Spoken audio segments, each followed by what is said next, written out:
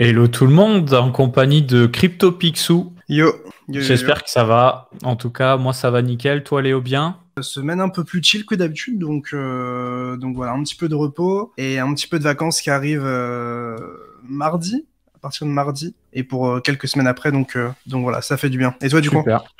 Eh ben écoute, impeccable. On prépare le Solana Breakpoint qui se passera début novembre. Prise de rendez-vous, due diligence des projets Solana pour se mettre à la page aussi. Donc on va commencer avec Skip Protocol. Ça va être un protocole sur Cosmos Network pour, on va dire, rendre la MEV plus démocratique. Alors rappel de ce que c'est la MEV, c'est la Most Extractable Value. C'est pas un truc spécifique à Cosmos, c'est aussi sur Bitcoin, sur Ethereum.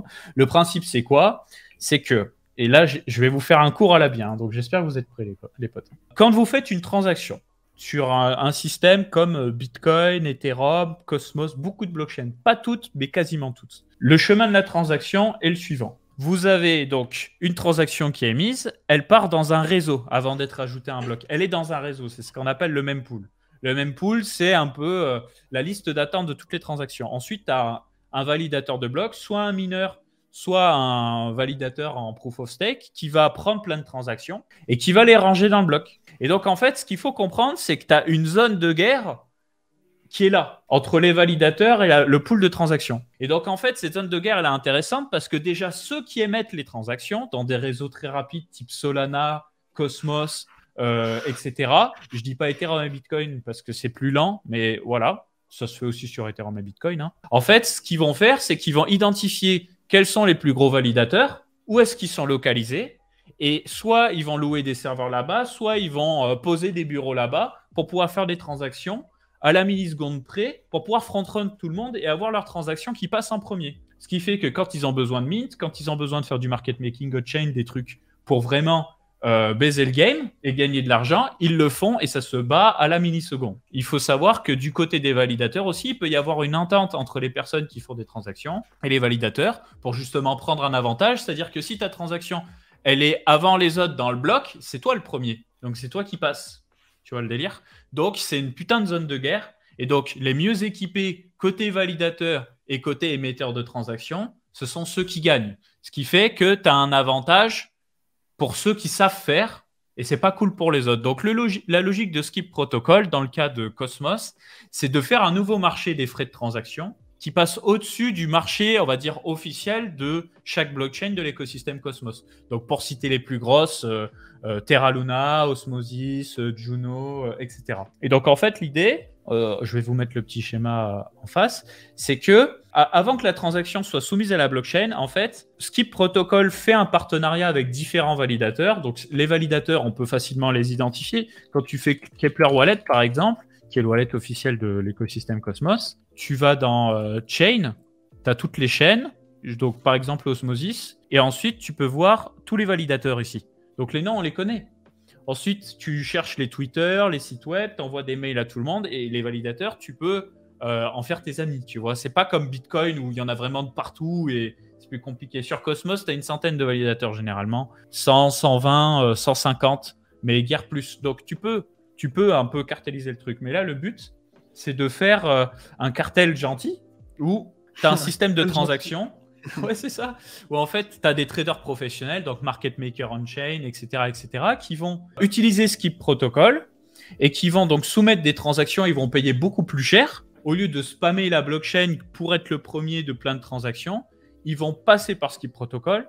Skip Protocol va filtrer les transactions plus chères et va les ordonner. C'est-à-dire que, c'est ce qu'on peut voir sur le côté droit, en fait, tu auras toujours les transactions des oracles qui seront en priorité absolue pour pas que tu puisses la mettre à l'envers à un oracle et foutre le bordel au niveau DeFi et compagnie, comme on l'a vu de nombreuses fois. Ensuite, tu as la transaction priorisée par Skip Protocol et ensuite, tu as les transactions qui se passent au niveau de la blockchain. Le but étant de filtrer les transactions pour éviter toutes sortes de MEV, de spam sur le réseau, etc.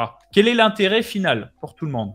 Déjà, les validateurs, ils vont faire plus d'argent parce que eux, en passant par ce mécanisme-là, ils prennent plus de fric. Ensuite, ce fric, il est repartagé aux stakers. En toute logique, en tout cas, c'est ce qui est dit dans le white paper, c'est de dire, nous, on ne fait pas notre truc de cartel, on se fait du fric et on baisse tout le monde. Non, c'est de faire en sorte que le système soit mieux pensé, avec un nouveau échelonnage de priorité des transactions pour que tout le monde y gagne. Parce que sur les blockchains en proof of stake, et particulièrement sur Cosmos, quand tu achètes du jeton d'une blockchain et que tu le stakes, tu participes à la sécurité du réseau. Et ce qui te paye, c'est l'inflation du jeton, mais aussi les frais de transaction.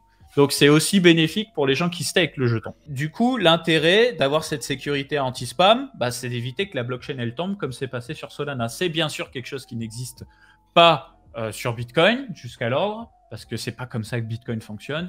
Voilà, on a des blocs qui sont petits avec un block time qui est lent, donc ça fonctionne pas comme ça. Mais sur des trucs à haute vitesse, un réseau peut être spammé comme Solana et il va tomber. Donc le but, c'est d'avoir quelque chose de mieux au niveau transactionnel pour les professionnels du transactionnel, pour les validateurs et donc pour les utilisateurs finaux qui vont pas se retrouver dans des situations où, vas-y, il y a un NFT qui sort, tout le monde spamme le réseau pour pouvoir mint en premier. Si le spam il est trop fort, la blockchain elle tombe. Si la blockchain elle tombe, tout le monde se moque. Si tout le monde se moque, le prix s'explose au sol.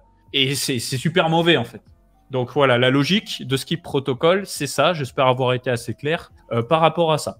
Ensuite, un autre document que j'ai lu, que j'ai trouvé intéressant, c'est au sujet des futures mises à jour de Solana. Alors, il faut savoir, on en a déjà parlé, Solana se vante de pouvoir gérer des dizaines de milliers de transactions par seconde. Pendant très longtemps, ils nous ont montré qu'ils avaient plusieurs milliers de transactions par seconde. Ensuite, on a appris que ces fameuses transactions par seconde par millier, c'était principalement des transactions liées au consensus de la blockchain, donc pour faire fonctionner le réseau. Et en fait, sur le Block Explorer Solana FM, qui n'est pas le Block Explorer officiel, il est fait par des membres de la communauté, le vrai transactionnel de Solana en temps réel est de 300 transactions par seconde environ. Alors attention, ça ne veut pas dire qu'elle est capable de faire seulement 300 transactions par seconde. Ça veut dire que là, en temps réel, il y en a 300, ce qui est énorme. Sur BTC, on est à 4. Sur Ethereum, on est à 10, 14. Sur Avalanche, on doit être à 2. Bref, sur Solana, c'est une porcherie. Pourquoi il y a autant de transactions ? Parce que il y a beaucoup de NFT, il y a plein de protocoles DeFi qui vont soumettre des transactions tout le temps. Le système est pensé pour ça, en fait. Voilà. Futur match de Solana pour améliorer la stabilité du réseau. Je tiens à m'excuser d'avance si en ce moment on fait beaucoup de fixettes sur Solana. Il y a le breakpoint qui arrive. Nous, on a un biais plutôt positif. Et du coup, en ce moment, je me renseigne beaucoup. Là, il y a la conférence Solana Breakpoint, comme je vous ai dit, qui arrive. Et si vous voulez vous amuser, même si vous n'y allez pas, vous allez sur le site, vous allez sur Agenda et Speaker. Vous verrez l'agenda. Donc, je pense qu'il y aura une rediffusion en ligne du programme. On n'a pas encore le calendrier précis de quel jour, quelle heure, mais il va arriver d'ici quelques jours. D'ailleurs, si vous avez des projets sur Solana qui vous tiennent à cœur, n'hésitez pas à nous le dire dans le chat. Comme ça, on pourra peut-être interviewer en fait simplement les gens de ce projet-là. Voilà, donc pour revenir aux futures mises à jour, je vous avais parlé du marché des frais. Donc là, pareil, je me suis basé sur un article Medium qui est en anglais de la part de Talita, qui bosse précisément pour Chorus One. Chorus One, qui est une boîte qui propose justement du staking sur de multiples chaînes, qui parlait de stabilité, de MEV, etc. Donc ça m'a bien chauffé, je me suis bien renseigné sur les MEV, ça m'a permis de vous faire cette explication de ce Skip Protocol tout à l'heure d'ailleurs. Donc son article, il est super, il est très court, on va faire très rapide, ça fait beaucoup de traits. En gros, 3 mises à jour majeures à venir sur Solana, je vous ai déjà parlé du système de frais, qui change avec des frais que tu peux payer plus cher sur Solana pour faire passer ta transaction en priorité et éviter le spam, mais également Quick, un nouveau protocole, et le QoS. Alors Quick, je vais faire très rapide. Il faut savoir qu'initialement, Solana utilise, enfin les validateurs de Solana et le protocole utilisent UDP. Vous savez, quand on utilise Internet, c'est principalement UDP, TCP pour la gestion des paquets qu'on envoie, qu'on reçoit, etc. Je ne suis pas un professionnel des protocoles réseau, mais les grandes bases, c'est ça. Donc, pourquoi ils ont choisi UDP et pas TCP qui a tendance à être meilleur? C'est qu'en fait, UDP, en cas de problème, de perte de paquets, ça ne met pas tout le réseau on va dire en attente. C'est-à-dire, OK, il y a des paquets qui passent pas. Bon, si ton paquet ne passe pas, tu réenvoies un paquet et puis il finira par passer. C'est ce qu'on peut voir dans ce schéma juste ici. C'est que si tu spammes un petit peu d'une requête, au bout d'un moment, tu sais que ta requête va passer. Le problème, c'est que du coup, tu peux avoir tendance à spammer. En TCP, ce qui se passe, c'est que tu peux pas spammer, mais d'un autre côté, si jamais il y a un truc qui se passe mal, c'est tout le réseau qui est congestionné, ça fout la merde. Donc, le principe de Quick, qui est un protocole made in Google, c'est de reprendre un petit peu les bonnes choses de l'UDP, les bonnes choses du TCP. Et en l'occurrence, ici, pour de la blockchain, ce n'est pas un protocole qui a été fait pour la blockchain, il a été fait pour de la navigation web, notamment avec Google Chrome pour accéder aux services de Google. Mais là, il est réutilisé pour la blockchain. Et donc, le but, c'est de pouvoir déjà identifier les adresses IP de ceux qui émettent les transactions, mais aussi éviter d'avoir du spam. Et donc, c'est là où ça devient intéressant, c'est que le couple entre Quick et le QoS devrait permettre d'avoir beaucoup plus de contrôle sur le réseau. C'est-à-dire que le QoS, c'est quelque chose que vous avez sur votre box, dans les paramètres réseau de votre console de jeu, de votre PC, etc. Le principe du QoS, c'est de prioriser les paquets. Par exemple, de dire, bon, bah voilà, je suis en train de jouer à un jeu, je suis en train de jouer à Call of Duty, donc j'ai un besoin de mettre ces paquets en priorité. Donc si je télécharge un film en même temps que je joue à Call of Duty, bon, on va essayer de dire, bon, si possible, garde Call of Duty stable.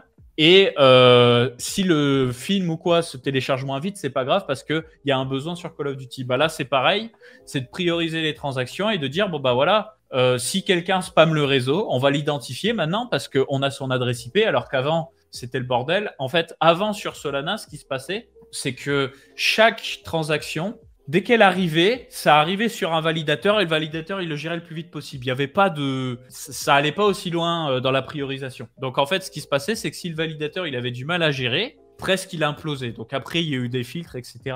Là, le but, c'est qu'on n'est plus en mode la patate chaude, on est vraiment en mode où on va filtrer et en cas de spam sur le réseau, eh bien, on va prioriser pour dire, bon, c'est bon, toi, t'as assez spammé, calme-toi, vas-y, calme-toi. C'est bon, laisse les autres faire. Et donc, il y a une responsabilisation des nœuds validateurs sur le réseau Solana qui se fait progressivement pour que, en cas de spam, ou alors un spam qui n'est pas identifié, mais tu as un nœud validateur qui va essayer de refiler la patate chaude aux autres. Parce que ce qu'il faut bien comprendre, c'est que quand tu fais une transaction, la transaction, elle ne vient pas du validateur. Le validateur, le nœud, le serveur, lui, ne fait qu'absorber la transaction pour essayer de l'ajouter à la blockchain. Donc, il peut y avoir un spam du côté de la transaction, mais il peut aussi y avoir un validateur qui fait mal son boulot et qui vient foutre le bordel dans le réseau. Et bien là, dans les deux cas, on est normalement capable d'identifier que ça va ralentir, voire arrêter le réseau, et on va empêcher que ça s'arrête. Donc, bien entendu, c'est de la théorie. Il va falloir voir ça dans la pratique, mais il faut bien comprendre qu'il y a des choses qui sont faites du côté de Solana pour que ça s'arrange. Maintenant, l'avenir nous le dira. Le système de frais s'est implémenté depuis fin juin. Et le système de QoS, je ne suis pas certain, mais je crois que c'est implémenté. Donc maintenant, on va voir. S'il y a des pannes maintenant, bah, je serais curieux de savoir pourquoi. Ensuite, SBF sous la critique. Ah, on y vient. Alors, qu'est-ce qui s'est passé? Ce qui s'est passé, c'est que Sam Bankman-Fried, donc, qui gère un des plus gros market makers crypto du monde, qui gère FTX, qui pèse des milliards et des milliards, qui est aussi un des main donateurs de la campagne politique de Joe Biden, je crois 3e plus gros donateur, dit que, bon, dans un système DeFi décentralisé, ça ne peut pas être le Far West, il faudrait que, en cas d'identification de personnes frauduleuses sur la chaîne, qu'on soit capable de censurer, en gros. Donc c'est un de ces takes qui a été pris. Voilà, en sachant que l'exchange est sous une enquête en ce moment, donc il a les régulateurs au cul, que FTX essaie d'aller dans le sens de la réglementation, ils ont toujours plutôt bien coopéré. Ça a été très mal pris par la communauté. Très mal. Très mal pris par la communauté. Les tweets négatifs à ce sujet. Tu regardes l'espace commentaire, voilà, il est considéré comme un traître. Ah ouais, il est considéré comme un traître. Moi, je vais vous dire ce que j'en pense. Je comprends sa position, mais il m'a déçu. Il m'a juste énormément déçu. C'est-à-dire que, en fait, je vais pas le féliciter d'avoir retiré son masque et d'avoir dit publiquement qu'il allait dans le sens des régulateurs et pas dans le sens des crypto-bros. Pour moi, un réseau peer-to-peer, c'est justement le fait que c'est des fantômes qui se communiquent entre eux. Quand tu utilises BitTorrent pour télécharger légalement un film ou une série, tu sais pas avec qui tu télécharges, tu vois. Quand tu fais une transaction Bitcoin, tu sais pas avec qui ça se passe. En fait, la confiance, elle est au niveau protocolaire et il n'y a pas de censure, rien du tout. Moi, ce qui me plaît dans les cryptos, c'est justement ça. C'est la résistance à la censure. Si tu veux un truc qui soit vraiment, on va dire, dans le sens de la réglementation, ça se passe côté exchange. Moi, j'ai pas de souci avec ça. Que les exchanges, ils proposent de la KYC, etc. J'ai pas de souci avec ça. Ça se passe côté exchange. Ça se passe sur des solutions logicielles type des wallets, etc. Mais pour moi, ça doit pas se passer sur la blockchain. Pour moi, ça n'a rien à foutre là. Il y a pas mal de gens en fait qui disaient que c'était un peu hypocrite et très intéressé comme réflexion parce que en gros, ils avaient profité du Far West de la crypto qui était justement non régulé pour en faire des tonnes de fric. Et puis maintenant qu'il y a plus de concurrence et maintenant que le hedge se réduit, bah justement, genre ils veulent justement réglementer ça et faire en sorte que ce soit moins le Far West, alors que c'est ce fait même qu'il manque de régulation qui leur a permis de faire énormément d'argent. Et en plus de ça, il y a pas mal de gens qui voyaient ça comme un moyen facile pour FTX et Sam de d'éliminer la concurrence, d'éliminer toutes les personnes qui comply pas, parce que au final, ce qu'il faut pas oublier, c'est que bah, être régulé, ça a un coût. Et tout le monde n'a pas forcément l'argent pour se réguler comme ils veulent ou comme ils veulent. Et du coup, bah, de ce fait-là, s'il est pro-régulation et que la régulation elle est assez forte, bah, du coup, il serait un des seuls acteurs régulés qui pourrait derrière bah, prendre le marché, alors que bah, de base, le marché était accessible de tous et c'est justement ça qui lui a permis de rentrer sur le marché et de faire plein d'argent. Enfin bref. Ouais. Est-ce que c'est par intéressement? Peut-être, je n'irai pas jusque-là, mais en tout cas, je m'y opposerai. C'est-à-dire que cette vision de réglementation jusqu'au niveau du protocole, pour moi, c'est mort. Si tu as bien aimé cette vidéo condensée, sache qu'elle est extraite de notre chaîne YouTube Coin Academy. Du coup, si tu veux voir l'interview complète, je te laisse cliquer sur la miniature dans l'outro ou alors tu peux passer tout simplement par le lien dans la description.